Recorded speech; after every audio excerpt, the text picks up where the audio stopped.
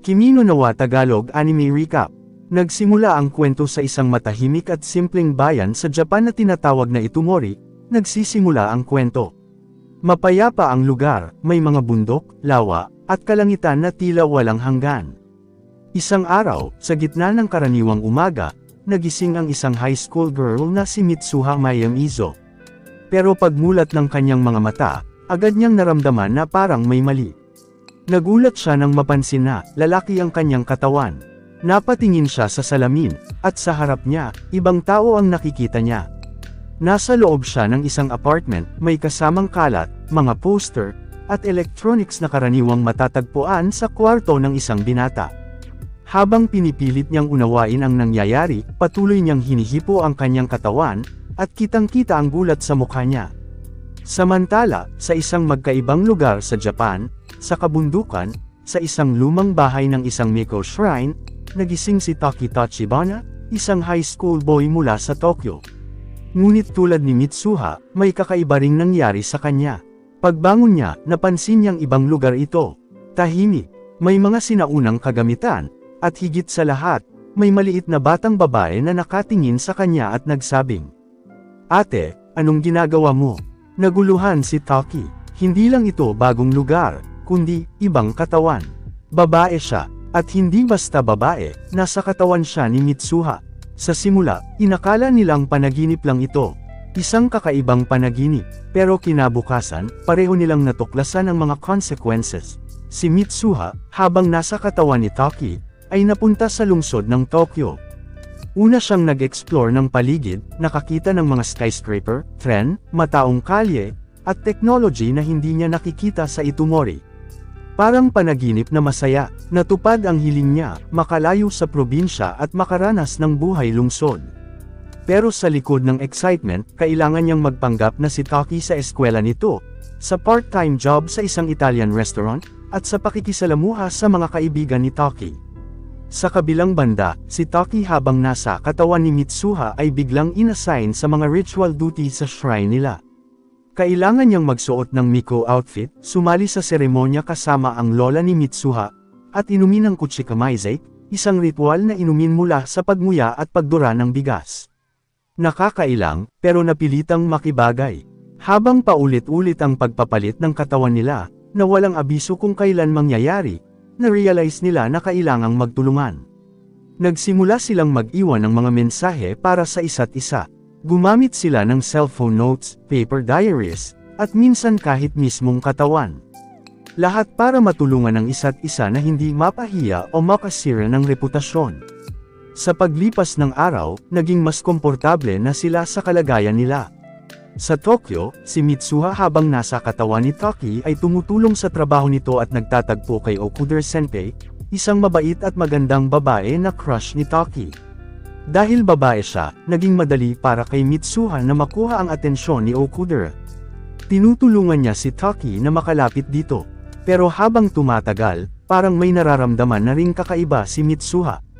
Habang si Taki naman, sa katawan ni Mitsuha, ay naging mas malapit sa mga kaibigan nitong sina Sayaka at Teshi. Naging interesado rin siya sa kultura ng Itumori at unti-unting nauunawaan ang pressure sa buhay ni Mitsuha. Nararamdaman niya ang pagkapit ng pamilya nito sa tradisyon, pati ang distansya ng ama nito na mayor ng bayan. Nakikita niya ang kalungkutan ni Mitsuha sa likod ng ngiti nito. Dumarating ang isang araw na nagplano si Mitsuha, habang siya ang nasa sariling katawan, na pumunta ng Tokyo. Gusto niyang makita si Taki sa totoong buhay. Hindi siya sigurado kung paano o saan, pero determinado siya. Sumakay siya sa tren at naglakad sa gitna ng mga taong hindi niya kilala, hanggang sa nakita niya si Taki. Pero ang Taki na ito, ay hindi siya kilala. Hindi pa nagkakaroon ng connection ang timelines nila. 3 taon ang agwat sa pagitan ng mga panahon nila. Si Mitsuha ay nasa 3 taon nang nakaraan. Kaya nang makita siya ni Taki sa tren, wala siyang ideya kung sino ito. Pagbalik sa present time ni Taki, biglang tumigil ang pagpapalit ng katawan. Hindi na siya nagigising bilang Mitsuha. Nawala ang komunikasyon. Nawala ang mga mensahe. Parang binura ang lahat. Nagtataka siya kung ano ang nangyari. Habang pinipilit niyang balikan ang mga alaala, unti-unting kumukupas ang pangalan ni Mitsuha sa kanyang memorya. Isang araw, nagdesisyon siyang hanapin siya. Wala siyang eksaktong pangalan ng bayan, pero gamit ang sketches na matagal na niyang iginuhit, ipinakita niya ang mga ito sa mga tao sa countryside. Hanggang sa may isang babae na nakaalala, Itumori. Pero may shock ang revelation. Wasak na ang Itumori. Bumagsak ang isang bahagi ng comet sa mismong bayan na iyon 3 taon na ang nakalipas. At mahigit 500 katao ang namatay. Nang hanapin ni Taki ang listahan ng mga nasawi, nakita niya ang pangalan ni Mitsuha. Hindi niya matanggap. Ang taong nakakausap niya, pinapalitan ng katawan, at tila minamahal niya, ay matagal nang wala. Sa gitna ng pagkalito, naalala niya ang shrine sa bundok na pinuntahan niya bilang Mitsuha. Umakyat siya roon, at doon niya natagpuan ang Kuchika Maizek na iniwan ni Mitsuha. Bilang tradisyonal na inumin na naglalaman ng bahagi ng espiritu niya, ininom ito ni Taki. Nawalan siya ng malay, at sa kanyang pagkatulog, nakita niya ang kabuuan ng buhay ni Mitsuha, pati ang araw ng sakuna. Pagkagising niya, nasa katawan siya ni Mitsuha, sa araw bago tumama ang comet.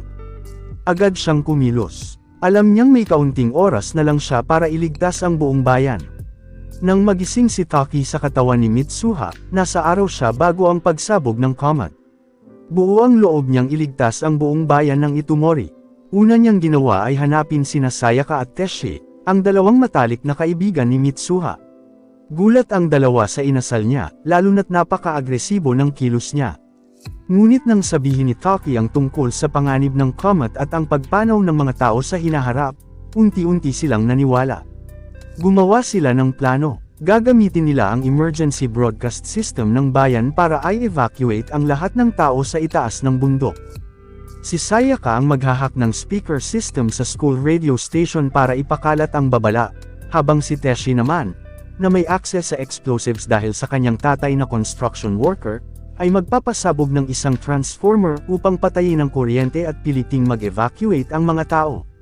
Sa gitna ng mga paghahandang ito, si Taki, na nasa katawan pa rin ni Mitsuha, ay unti-unting nararamdaman na bumabalik ang connection nila. Pero alam niyang kailangang magmadali. Tumakbo siya patungo sa shrine sa bundok, umaasang baka roon ay muling magtagpo ang kanilang mga timeline. Sa kabilang banda, sa mismong timeline ni Mitsuha, ngayong araw na ito, nagising siya sa katawan ni Taki, at nasa gitna siya ng bundok sa Tokyo. Naguluhan siya, pero napagtanto niyang bumalik ang switching.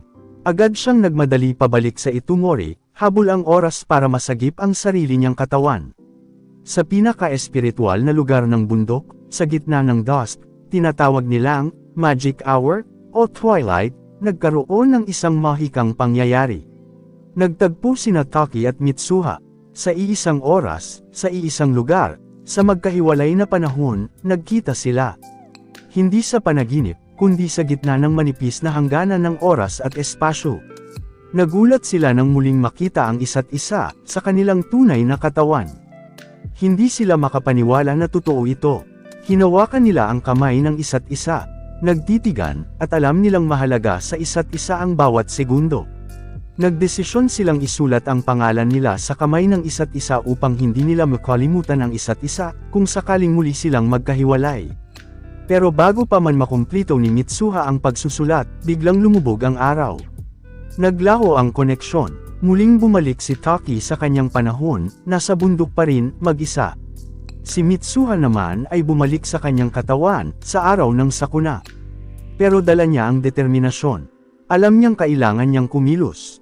Habang papalapit ang comet sa kalangitan, sabay-sabay nilang isinakatuparan ang plano.